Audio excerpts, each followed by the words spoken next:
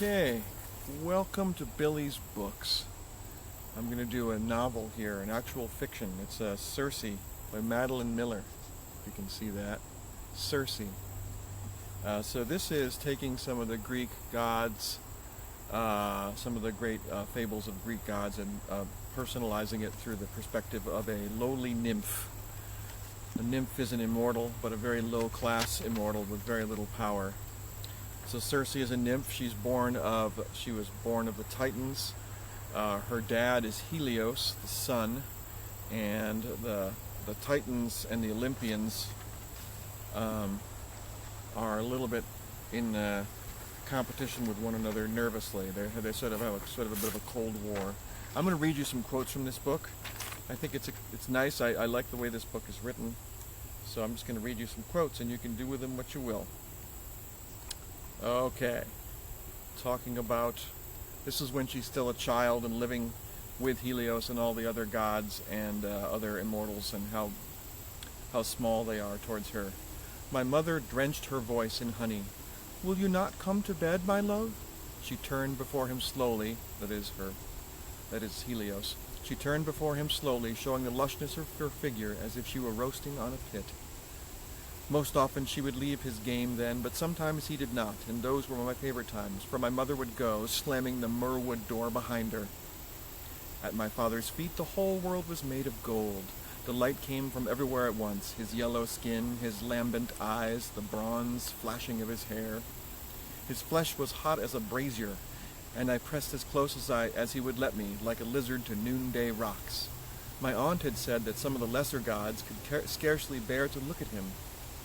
But I was his daughter in blood, and I stared at his face so long that when I looked away it was pressed against my vision, still, glowing from the floors, the shining walls and inlaid tables, even my own skin. What would happen, I said, if a mortal saw you in your fullest glory?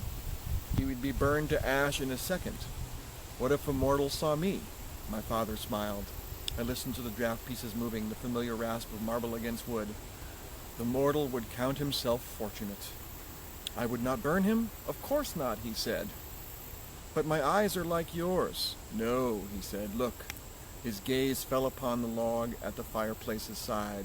It glowed, then flamed, then fell as ash to the ground. And that is the least of my powers. Can you do as much? At night I stared at those logs. I could not. All right, that's the first quote.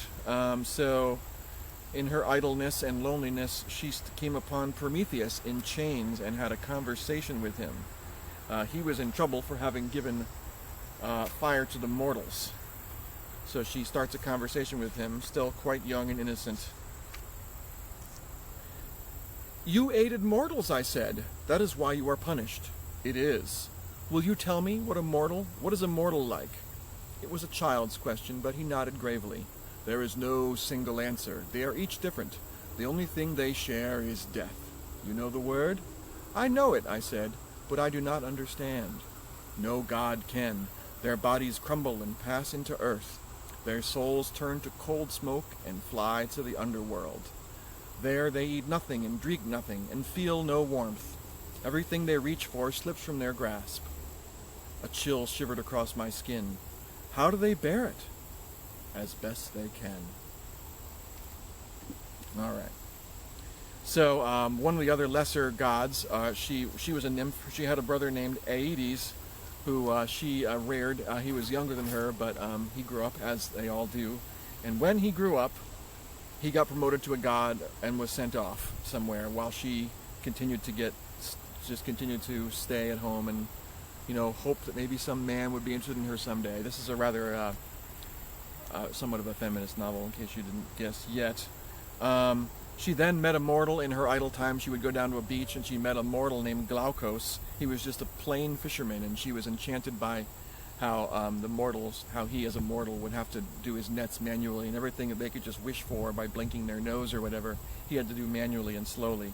He grew to appreciate that, and she also fell in love with him, to the point where she tried to learn how to turn mortals immortal, and she asked about it and was told, don't do that, but she did it anyway, and she turned him into a god. And he quickly became arrogant and fell in love with, not her, but her obnoxious sister Scylla, who has been mocking her all along, and now he grew and fell in love with Scylla. Well, Scylla was a bitch, just a horrible, horrible sister, and always mocking her and stuff like that. So, and then she mocked her even more, and she was like, I stole your man, hooby-dooby-dooby.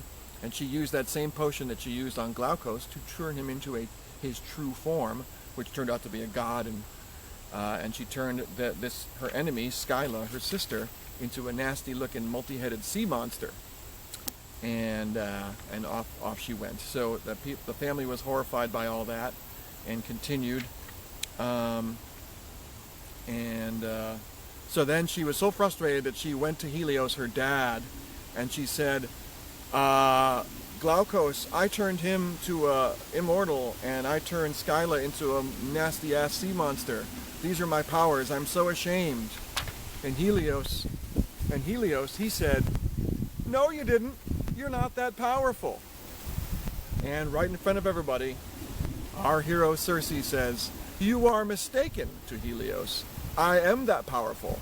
At which point Helios says, oh, I wish you hadn't crossed me. And she burns Circe to a crisp right then and there. And even though immortals eventually heal, it took a long, long time for her to heal. Okay, he hurt her bad. So she gets exiled because basically, supposedly she's being exiled because she disobeyed Helios, but really she's being exiled because Zeus, who was one of the opposing gods, was nervous and wanted to avoid a war. So he was like, oh, I've got this witch as a daughter. That's kind of dangerous. So what we'll do is we will just send her away. We're going to send her in exile so she's not dangerous anymore. And that was kind of a truce. And then she gets to her island, and it turns out to be pretty lush. And she has a theory that, oh, even though I'm exiled, it's a show of power that she is still treated lushly because, of course, my family, even when they're in exile, still live in luxury because we are powerful people, right? Okay. So then she's exiled to the island, and Hermes, another son of Zeus, visits, and he's kind of a trickster. He just likes to be clever and laugh at people and stuff, and he's very good at that. So he visits her quite often, and they become lovers, but not serious lovers or anything like that.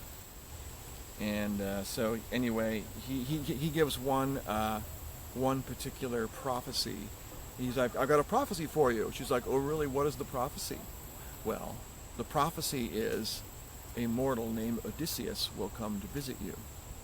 And she goes, oh really? And then what? And he's like, nope, that's it. Which is funny because later on, when Odysseus finally does visit her at the island, which comes much later, she says, Hermes had a prophecy that you would come. And he's like, and then what? And she says, nope, that's it. I don't know, I think that's very funny. But I'm going to read you another quote from page 202. This is kind of talking about mortals versus non-mortals again. I find that fascinating, the way they see each other, because she, as an immortal, kind of in some ways envies the non-mortals. Adriadne is another mortal that she finds very interesting. I watched her dance, arms curving like wings, her strong young legs in love with their own motion. This was how mortals found fame, I thought, through practice and diligence, tending their skills like gardens until they glowed beneath the sun. But gods are born of ichor and nectar, their excellences already bursting from their fingertips. So they find their fame by proving what they can mar, destroying cities, starting wars, breeding plagues and monsters.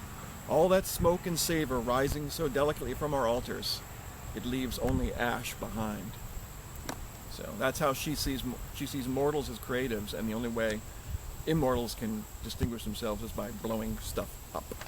Isn't that interesting? Yes. Okay, so she is at her island for many, many years, generations, in fact, thousands, hundreds of centuries pass, but she's an immortal, so people come and people die. And eventually, before still Odysseus arrives, some other sailors come, and she's all very inviting to them and says, oh, I'll take care of you. But then they say, oh, so to what man do I owe this honor? And she says, oh, no, it's no man. I'm just taking care of myself. At which point She gets raped by the captain and the crew, and she learns to see them all as pigs and subsequently turns them all to pigs, which is very painful for them because it's a bone-crushing experience for them. Alright, so she's talking about Odysseus. Sometimes he would go off smiling with them, but sometimes he would shout or strike them. He was not so even and easy as he pretended. Living with him was like standing beside the sea, each day a different color, a different foam-capped height, but always the same restless intensity pulling toward the horizon. When the rail broke on his ship, he kicked it out in fury and threw the pieces into the sea. The next day he went grimly to the forest with an axe, and when Eurylochus offered to help him, he bared his teeth. He could still marshal himself, show the face he must have worn each day to harness Achilles, but it cost him, and after, he was prone to moods and tempers. The men would slink away, and I saw the confusion on their faces. Daedalus had said to me once, "Even the best iron grows brittle with too much beating." Once again, it's all about mortality. All right, I'm going to read you one more quote from page 353. What's this one about? Can't wait to find out. Odysseus, son of Laertes, the great traveler, prince of wiles and tricks in 1,000 ways. He showed me his scars, and in return he let me pretend that I had none. He stepped onto his ship, and when he turned back to look for me, I was gone.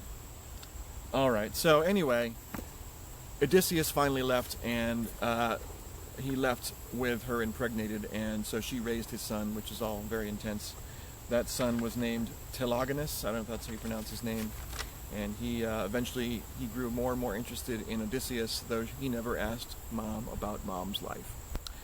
So this is once again I would say this is a feminist novel, and it's from a woman's perspective about all the gods and things like that and how they deal with each other. What I like about this book is it seems to be written with great amount of intensity to attention to detail. So it's crafted very much. I would say that each sentence is honed down to just the words. There's no fluff. It seems like it took a lot of care. To edit each sentence as if it stands alone. I like it when you have a piece of work that works on a large scale, but also if you break it down into the individual pieces, those individual pieces stand on their own as well. And I think this writing does that because it's well crafted.